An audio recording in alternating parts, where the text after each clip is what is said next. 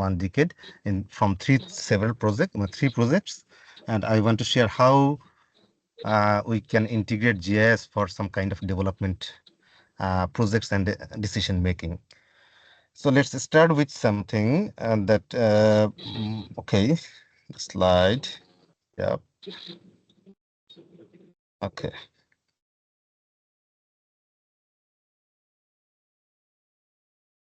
We can see there is a table showing the data for the per capita GDP of different countries in 2023. So lots of data here. And I'm definitely sure that if someone tried to just read this, and after 1 minute, I asked someone, what is the GDP? Okay, what is the GDP of Australia? Or is there any pattern within this um, pattern geographically about the per capita GDP? But I'm definitely sure that including me, I'm not able to answer from this big data set. This is a small part of the data set, maybe 60 or 70 countries here, but in total, we know that more than 200 countries in the world. So if we translate this table into a map like this, I can say this map is showing us a lots of things. It gives an impression that how the per capita GDP is distributed, and most importantly, it shows us some pattern where high per capita GDP, where the low per capita GDP, and interestingly, they are clustered in some locations. Will not be able to identify this kind of pattern from the tabular data, from the table. What we can just in a single map or single image, we can easily identify the pattern that, okay, the African region, here we can see that the per capita GDP is less than $500. Mm, and if we look at the North American region, that is more than $50,000. And we can also see there are some patterns. So if we identify this kind of pattern, we can actually make some uh, mm, information or make some statement just showing the tabular data into a map, or we can say that's an image. Along with that, we can also easily connect our other knowledge with this data. For example, there is a hypothesis. Previously, there was a hypothesis that uh, the people from the cold, okay, climate, or the north climate, they are more active, they are more than the tropical climate. So if you are active, and that is economically you are more productive than others. So if we want to try to make a connections with that hypothesis and also with this data, it shows some kind of this kind of things. For example, if we see the based on the climate, the upper part of the map, it shows higher GDP, and the lower part, the tropical region or the equatorial region, they're showing less GDP. So what I'm saying that just transforming the tabular data into a map can show a lot of things, can provide a lot of information, and we can easily make some connections with some other findings. So what is GIS now? We shows a map. Map has a different very some components. For example, we need a scale or scale to show the real world into a two-dimensional paper or space. So what is, if we say GIS, there is another domain like cartography that is producing maps. So what is the difference between the cartography and the GIS?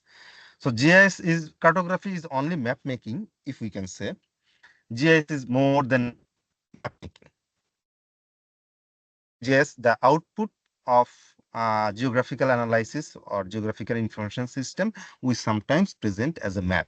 But without map, we can also do other things also. So in simple term, not with the academic tough term I'm using. With simple term, I understand GIS as an information system that produce geographical information from geographical data. A system that produce geographical information from geographical data.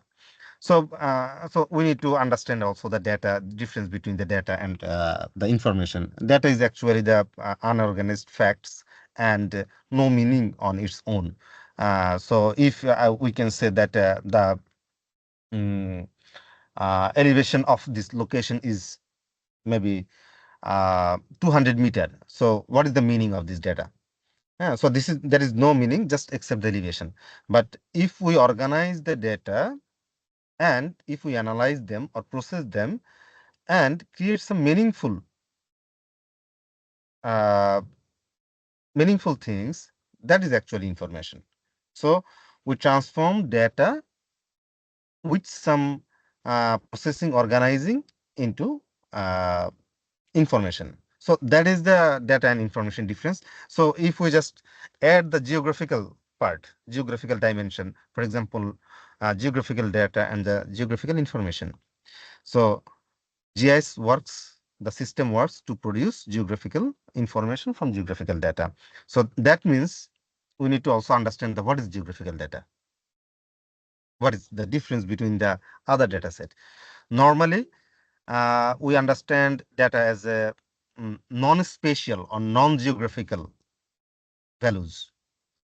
But geographical data, they are they have a component, geographical component by spatial component. So there are two components of two dimension. One is the spatial dimension that indicates some locations, the size, shape of any territory or something, and at the same time they must have some other characteristics, non-spatial attributes, just like I was saying that the elevation, or maybe if we work with the population data, then maybe the uh, district boundary or the region is a spatial domain, but the regional population density is a non-spatial domain attribute. We can add lots of non-spatial data into the with the geographical domain, and that produce a geographical data. So that means we must have a geographical component in a data to argue them there as a geographical data. So how this system work, the JS? What I said earlier, that it actually transform geographical data into geographical information. So that means we need some procedure or methods to do that, first of all. Without any methods or procedures, it's not possible to convert them data to information. For example, we previously showed that there is a table and we map them to produce, and we also then finally produce information that the northern part of the world have higher GDP than per capita GDP than others. So mapping may be a method here. So what I'm saying that geographical data, to transform it, we need a method. Okay. So this method must be able to handle, must have the capacity to handle the geographical data. So that means we need a special software that can handle this kind of data. Sometimes we know that all softwares are not, you cannot run the softwares in all hardware, all system. You need some sophisticated hardware for some kind of software. So that means software hardware is related to this. And most importantly, you must have some skills to run this analysis. So in total, if we look at this picture, that means these are the major components of GIS. Complete the system. You need input, you'll find output based on the method, and you need a software and hardware to handle this, and you must have some skills to analyze these. So these are the key methods you can find in the academic literature or books. They write it, maybe some other components also, but these are the key components of the. So I'm just showing you how these components are connected to each other just in the process of making geographical information from the geographical data. So what is the applications of GIS? I think from the previous introductory part, you will find some applications, especially in the disaster management sector, that he shows. And actually, you can apply GIS in any sector, just like statistics. If you have relevant data, the data with geographical identity, you can apply this GIS any kind of sector. So mostly when we try to tell about the advantages of GIS or applications, these are the some examples. For example, urban and regional planning, we use the GIS. So how we use the GIS in urban and regional planning? You will find some, if you find some planning reports, you'll see that lots of maps there in that report. And without maps, the planning report is incomplete. And also, if you search for any plan, that will give you first the map, then the other information. So that is one thing, as I'm saying, mapping. But other things also important. For example, if you want to identify a suitable location for some services or infrastructures, you can use different variables and make some connections with the spatial dimension, and you can perform some sophisticated composite analysis that will provide you some best locations for that kind of infrastructure you are looking for. So this is one thing. And you can also sometimes, I think the second one is related to also this transport development. And uh, I think all of us using uh, more actually using or now dependent on Google Maps, or in the if you use the apps mobile. If you want to try to search some location, if you want some navigation direction, you easily use that. There in the background, that is the geographical information system, because every data there you are actually looking at, they have geographical identity, the locations. If you just press, I think tap in any location of the Google Map or on your phone, it will show the name of the location and also the coordinate value, latitude and longitude. That means every locations, every features there, they have the location. So and you can see that the Google Maps predict the estimated time to the destination.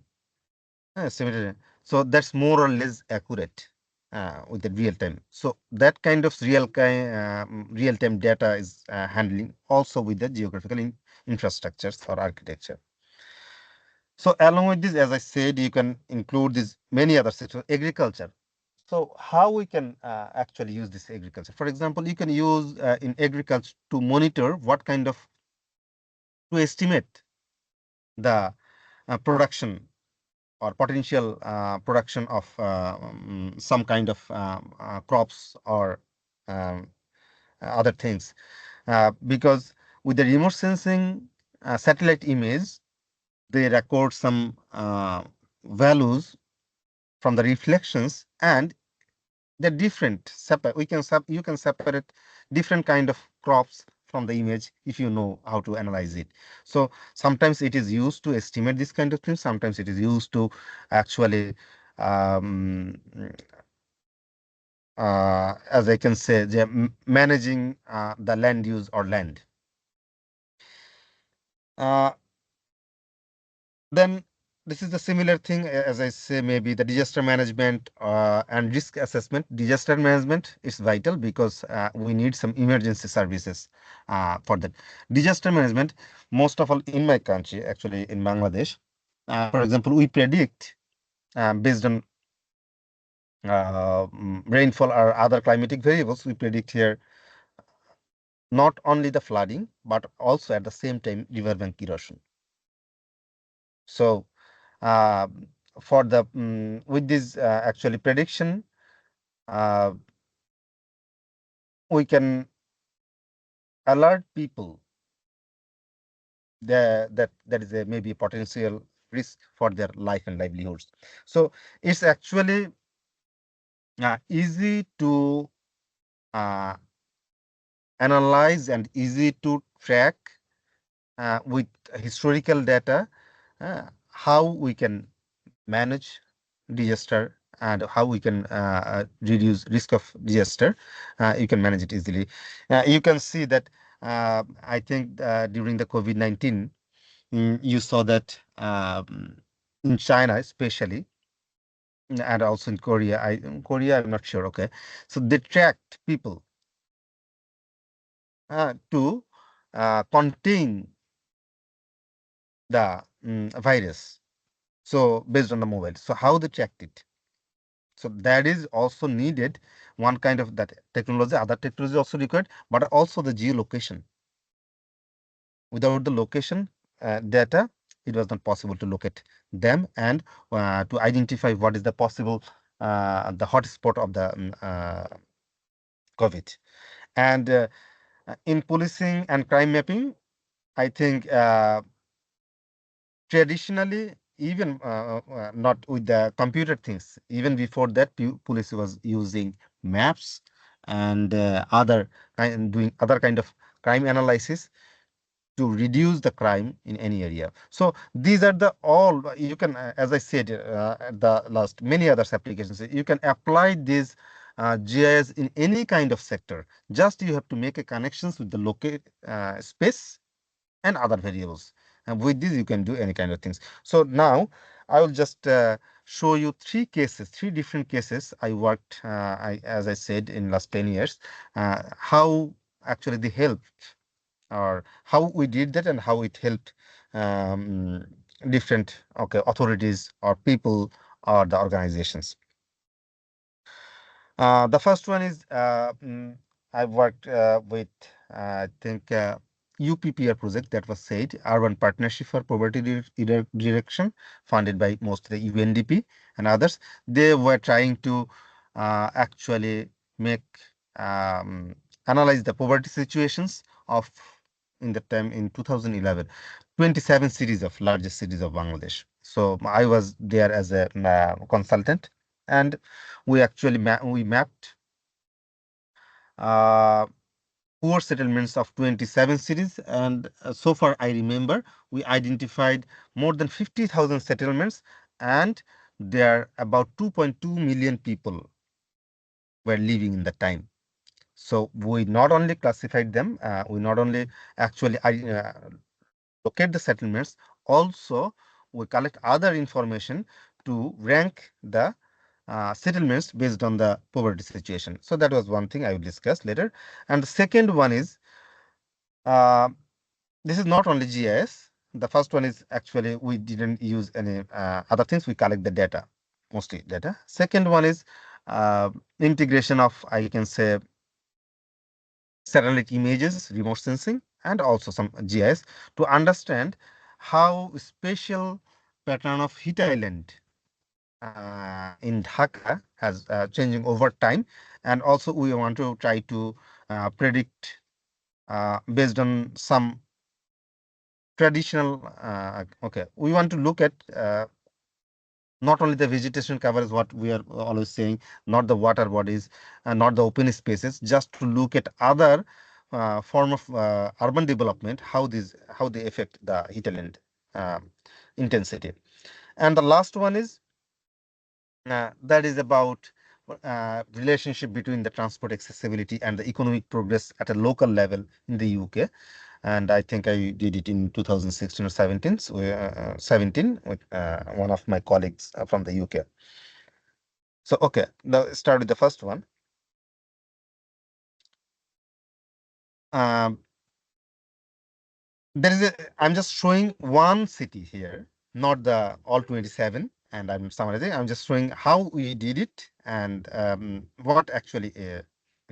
Okay, the main intention was to map the poor settlements in Chittagong city. This is the second largest city in Bangladesh, and at the same time, that will actually we wanted to identify different dimensions of poverty to set a baseline, because UPPR or UNDP was then actually trying to invest in poverty alleviation program. They wanted to understand what is the situation there and where they need more investment or the priority sector. So that was actually a baseline survey for that. And we also classify those settlements into different categories based on variables, and also we also overall we classify them extreme poor or moderate poor, like this. Okay, so this was actually a participatory GIS process, because as a consultant or the in-house team here from the Dhaka, local people also involved there. Local, not only local people, local poor people, they actually, some of them did not complete their primary level education. So they also involved there. They try to, they worked with us, and I can say here that 84 poor people actually involved in that mapping data collection process. And we from here worked at the 20, I think 21 people. So in total, more than 100 people worked there. And so it was a participatory map up. So in the right side, you can see the some maps. So this is actually showing the whole procedure of mapping. The first one, if you see, this is the map of the city, Chittagong city, and it was divided into some local area that we call here is ward, urban area. And we first actually make some grids here. There are about, I think, 500 grids here. So we divided them into grids for the field data collection purpose. And if we zoom somewhere, this is ward number 22. Here is ward number 22, maybe here. So this is the area. There are 1, 2, 3, 4, 5, 6 grid here. So what we did actually, so we actually tried to invert some idea, use some freely available satellite images from Google Earth, and use them to collect information on that. And as Google Earth map has every features there, so people will easily understand. So what we did, we tried to actually divide them in size that we can print on A4 size paper, and we send our team and also the local people combinedly to identify the settlements. If there is any settlements in that map, there is a slum settlements or poor settlements here that was identified by the local people, and then they collect data on 16 indicators, and then we assess based on the 16 indicators whether this is a poor or not. So initially, which the visualization, we try to identify this is a maybe potential settlements, and then with the data we just confirm it. So they identified like this. Just draw, this is a settlements, and finally we produce a local map, not the city map. We produce several maps for that.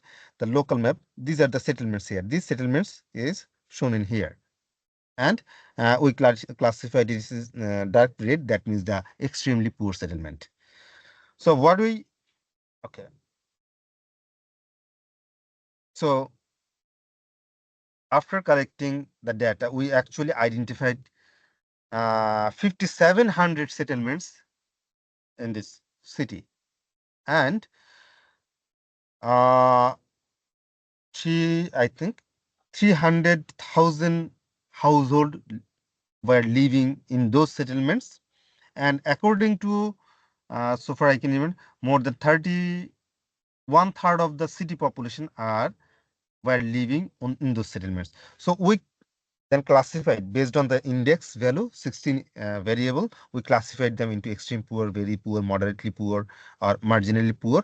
And then these data were collected from the field, and we try to identify, okay, their household, okay, average size of the household, dwelling structure size, and uh, we can see that average, uh, okay, okay, we can, maybe we can go to the next slide, that will show you better. So we identified this. And these are the maps, final maps. The first one, the city level map, where are the extremely poor settlements or all kind of poor settlements are distributed. We plot them, as I said, the 5,700 settlements are here. So we plot them here. And these are the just one section map. Not sure, this is the word number, okay, just one word here. And it shows the all road layouts and the locations of the settlements and the category of the settlements. And as I said, different categories. So this is not the only one thing. We also identified, okay, different dimensions of poverty, and we try to analyze them. So there was some indicators related to land and housing, then environment, infrastructure, economy, and social, and we classified them. So what I'm saying that in this project, we actually identified these, and what is the use of this data? UPPR, I think still they were working after more than 12 years now. They were working in Bangladesh for the development of poverty.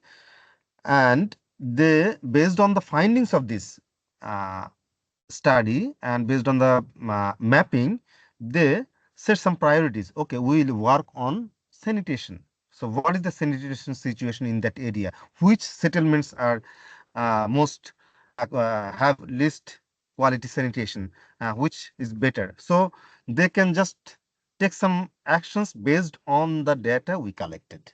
And they are still working on that. They are doing some actually based on the data, they are taking some actions to improve the situations. So what I'm saying that if we integrate the social issues with some technical things, that's easy to set some benchmark and maybe implementations of some projects for better. Okay, good. Okay, the next one is about the urban heat island effect. So we published the paper. I think these three studies are published in different journals. Okay, the main intention was to understand the how spatiotemporal dynamics of the heat island effects in Dhaka. That is one, and the second one is to understand how the development process, urban development process, affect these dynamics. So here we used both census data, satellite images, and other variables explaining the spatial variations and increase of heat island effect. I think this is the paper references. You can find in detail here. So based on the findings of the study from the satellite images, we mapped the land surface temperature of Dhaka city area, and we can easily see that from 1991 to 2014 how this temperature actually increased. While in 1991, I think the most of the area was under 22 degrees Celsius, and if we see 2014, almost half of the area is more than 25 degrees Celsius. That means average temperature increased at least 3 degrees Celsius within these 2 decades. So that is the some scenario of actually heat island effect in the city. So we in the right side we try to actually graph how the temperature actually increased.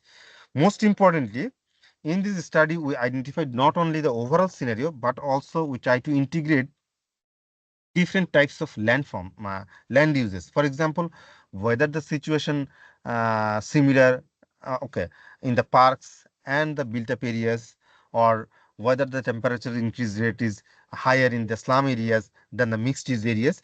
And there are some findings just here. For example, the built up areas, that means concrete areas or developed areas, some water bodies, and we can see that there is a difference in surface temperature, and there is also difference in growth rate. Then we try to understand, okay, how we can better explain the spatial variation. In the map, you can see that not all areas are actually high temperature. Some areas are low, some areas are high. So how we can actually explain this variation? So we included several factors. Most of the studies on Dhaka, there are, I can say, lots of studies on land surface temperature on Dhaka, and most of them used the vegetation analysis, and also the, as I said, water bodies or sometimes infrastructure to explain the variation. But we try to integrate some other factors. For example, as I said, we included locations of the slum settlements, whether they have any impact on the, because in Dhaka there are some slums, major slums, whether they have any impact on the spatial dimensions of the um, temperature, and also the building structure. What is the actually building density? How they affect this kind of things. Population density. We additionally included these three variables to explain the situation. Okay, so what we have found? We found that this is the first one. This is the traditionally what we use. They can explain the variation 69%, 59%, around 60%. But if we add these variables, they can explain the variation 73%, 73%. The DMA. That means they increase significantly. And we also found that uh, we actually I missed something. We did the analysis at the community level, small block level, to understand how this variation actually occurs. So we found that the slum areas, the significantly actually intensify the heat island effects within the slum and surrounding the slums because of their housing structure. So these and also we also found that the mixed use areas, in the single use areas, the temperature is comparatively low than the mixed use or unplanned areas. So these are the key findings there. So what I'm saying that we used here not only the census data or collected data, but also at the same time we integrated the some spatial satellite data to understand the heat island effect and the dynamics. And the main conclusion from this study is that if we uh, introduce, or if we plan some local level uh, mm, vegetation coverage, or at local level vegetation coverage, or the water bodies, that can affect significantly the heat island effect, reduce the significantly the heat island effect. The last one, uh, that was, as I said, the relationship, understand the relationship between the transport accessibility and economic progress. So why this is here? Actually, this study shows how we can use big data in understanding something in GIS. So why I'm saying this big data? In this study, we actually identified more than 3 million road links, all small roads, including all small roads, and we analyze them. We analyze them to find out the accessibility pattern. So far, I can remember sometimes I just run the program analysis, and then okay, I come next day to see whether this analysis was done or not. So that's the big data. So that is one thing. From the big data, we identified the accessibility trend. Then we try to understand. Sometimes we say that we need some transport investment. We need some new roads to make economic progress. But we try to understand whether new roads or new infrastructure or new development can increase the economic return, or there is any other third variables that influence this. That was the main intention of this study. So we did a regression analysis with multiple variables. including the spatial network analysis data to see this kind of things. And if we see the first map, that is the economic output of local areas in the UK. It shows the gross value addition is higher in the London and surrounding areas, and especially the most urbanized areas. And in the right side, these are the our actually findings from the spatial analysis of networks. As I said, the 3 million link roads we analyzed, and we identified different types of accessibility. Number of links, where the number of links is higher. Number of links is higher means number of road connection is higher. That means accessibility is higher. Based on this is one. The another one is link length. Another one is hull area. That is a different types of accessibility we measure sometimes in transport geography. So these are different. So we can see that there are some similarities with these maps and these, but sometimes similar things not indicating is a relationship. In the city area, there must be more roads. That's true. So now, then we did some other okay analysis. So in the regression analysis, I think here we found that okay, there is a relationship with the growth, economic growth, and transport. That's true, but then there are some I think outliers also. Not outliers. A big part of the data is not actually showing meaningful explanation. Then we try to separate them by different criterias. Ultimately, we found that we separate them with the knowledge-based jobs. So we found in the last figure, if you see, the adjusted R square is 2.9. That means the variables we used in this study can explain 29% or 30% of the variations. But with the same variable, if we classify the data into two groups, those areas with low knowledge based jobs, the areas with higher knowledge based jobs, then we see that in the low knowledge based area, they can explain only 15%. That is half of the overall. And in the higher part, significantly higher. That means there might have an impact of knowledge based things and also the transport together to influence the economic development. So then we perform another analysis with the moderation. We call it mediation and moderation. This also confirms that. So in those areas actually, if they have less than 20% knowledge-based jobs, if you invest infrastructure, they are not doing any good. But if you invest in those areas, those have more higher knowledge-based jobs, they can give you more return. So that is the findings. So the findings is not important here.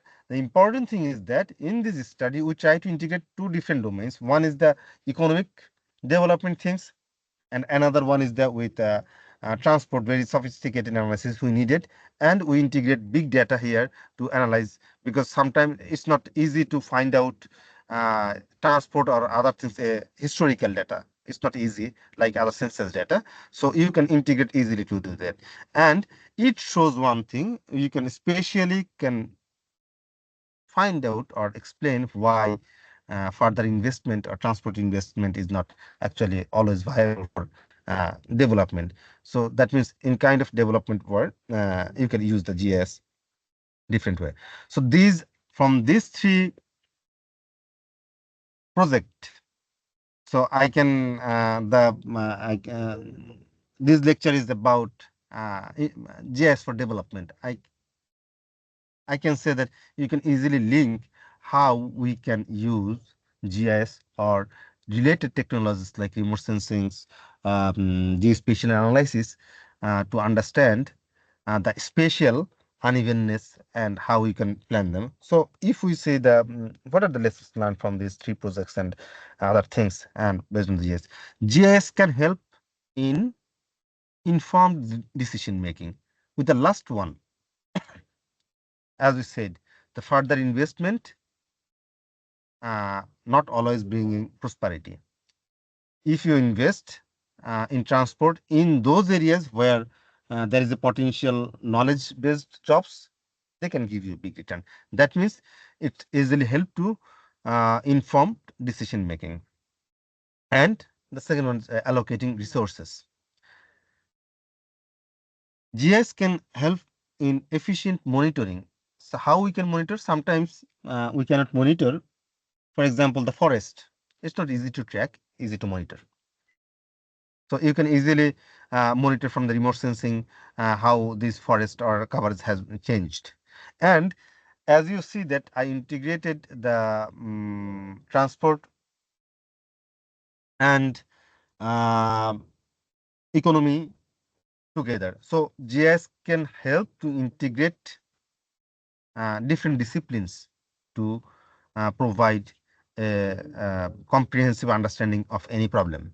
And with the first project, you can also see GIS can also, it's a technical things, but it can also help actively help us to actually increase the community participation in any kind of project, and to better understanding the local situation.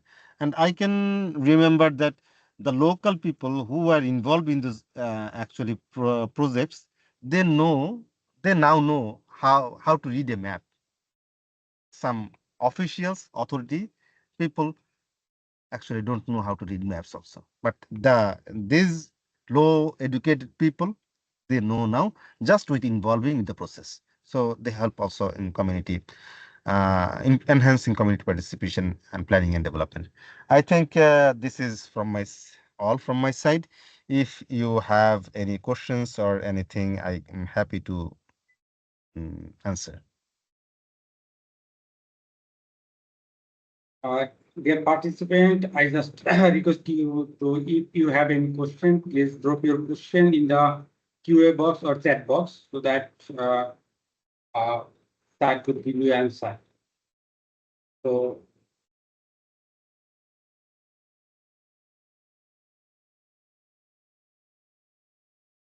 if you have not, so we are going to next session.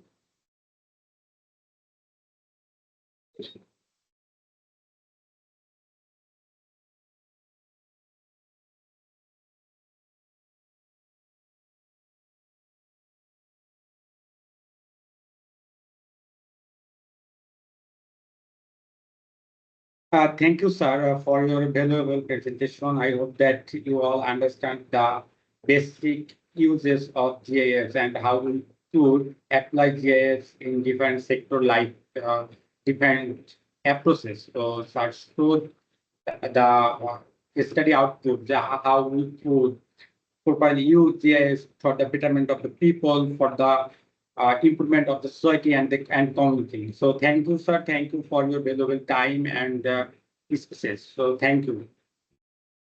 Thank you. Thank you all. Now we are going to our next session, like the module on part 2.